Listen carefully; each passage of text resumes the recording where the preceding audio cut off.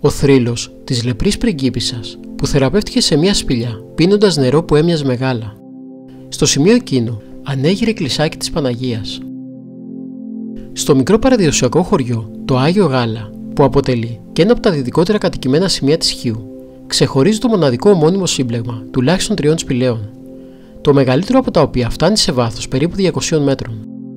Στην είσοδο και στο ιστορικό των σπηλαίων βρίσκονται 2 ιδιαίτεροι ναοί. Σήμερα, στο Βυζαντινό ναό της Παναγίας Αγιογαλούσενας, έχει διασωθεί μόνο το μοναδικό ξυλόγλυπτο τέμπλο του 1721 και η παράσταση της Πλατητέρας.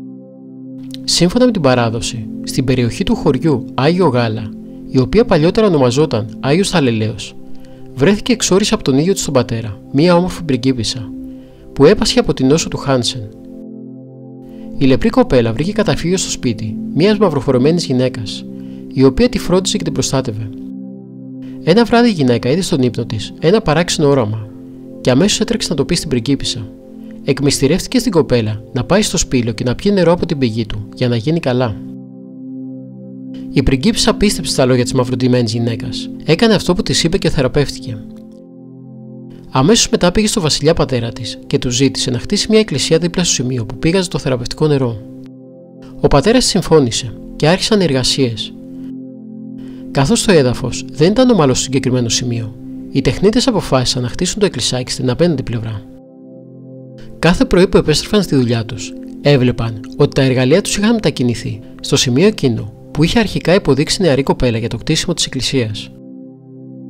Η εκκλησία τελικά χτίστηκε στην είσοδο του σπηλαίου και ονομάστηκε Παναγία Αγιογαλούσενα.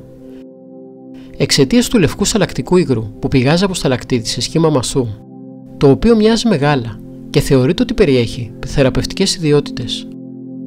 Δηλαδή πρόκειται για αγίασμα. Υπολογίζεται ότι το εκκλησάκι χτίστηκε μεταξύ του 12ου και 13ου αιώνα, ενώ παλαιότερα ήταν μοναστήρι. Ο κυρίως ναός του ανήκει στο βυζαντινό τύπο, του συνεπτυγμένου και γραμμένου σταυροειδή μετρούλου. Η είσοδος στο ναό της Παναγίας Αγιογαλούσενας γίνεται από μία πόρτα με μαρμάρινο περίβλημα. Ενώ η πρόσβαση στο ναό γίνεται είτε μέσα από το σπήλαιο του Αγίου Γάλακτος, είτε από το δρόμο που διασχίζει η ρεματιά της περιοχής. Ελάχιστα αντικείμενα και δείγματα από αγιογραφίες έχουν σωθεί στο ιστορικό του ναού, που σε μερικά σημεία είναι πλακόστρωτος και σε μερικά όχι. Πέρα από τη σχεδόν αναλύωτη παράσταση της Πλατητέρας, έχει απομείνει και το μοναδικής καλλιτεχνίας ξυλόγλυπτο τέμπλο του ναού, μπροστά από το ιερό βήμα. Πρόκειται για ένα σπάνιο αριστούργημα, πλούσια κοσμημένο, χαρακτηριστικό της ξυλογλυπτικής της Χίου, που χρονολογείται από το 1721. Στο ιστορικό του σπηλαίου είναι χτισμένο και το παρεκκλήσι της Αγίας Άννας. Ωστόσο, ταξιδιώτες καταφθάνουν στο νησί και το χωριό, κυρίως το 15 Αύγουστο, όπου εορτάζει η Παναγία Αγιογαλούσενα. Ενώ το πανηγύρι που γίνεται 9 μέρες αργότερα, στις 23 Αυγούστου, αποτελεί το μεγαλύτερο πανηγύρι της Χίου και πόλο έλξης για χιλιάδες επισκέπτες. Στο τοπικό γλωσσικό ιδίωμα, οι κάτοικοι του Αγίου Γάλακτος ονομάζονται Αγιογαλούσιοι και Αγιογαλούσενες. Μπορεί το μικρό χωριό το 2011 να μετρούσε μόλις 38 μόνιμους κατοίκους. Η ανθρώπινη παρουσία στην περιοχή όμως χρονολογείται περίπου από το 6000 π.Χ. Στο σπήλαιο ακριβώς κάτω από την τοποθεσία του σημερινού χωριού, υπολογίζεται ότι καταστάθηκαν άνθρωποι κατά την πρώιμη νεολιθική εποχή και παρέμειναν εκεί μέχρι περίπου το 2700 π.Χ. Νεότερες ανασκαφές που πραγματοποιήθηκαν στα 2 σπήλαια του συμπλέγματος επιβεβαιώνουν την ανθρώπινη δραστηριότητα στο ιστορικό τους. Αγκαία και μοκρατικείμενα από πυλό, εργαλεία και θαλάσσινα οστεία της νεολιθικής εποχής.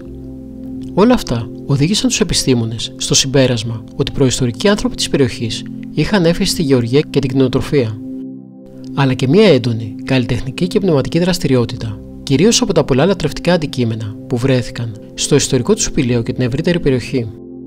Αν και σήμερα από το βυζαντινό ναό της Παναγίας Αγιογαλούσενας έχει απομείνει μόνο το μοναδικό ξυλόγλυπτο τέμπλο, συνεχίζει να τραβάει τα βλέμματα των επισκεπτών που ταξιδεύουν στο νησί κυρίως για θρησκευτικό τουρισμό.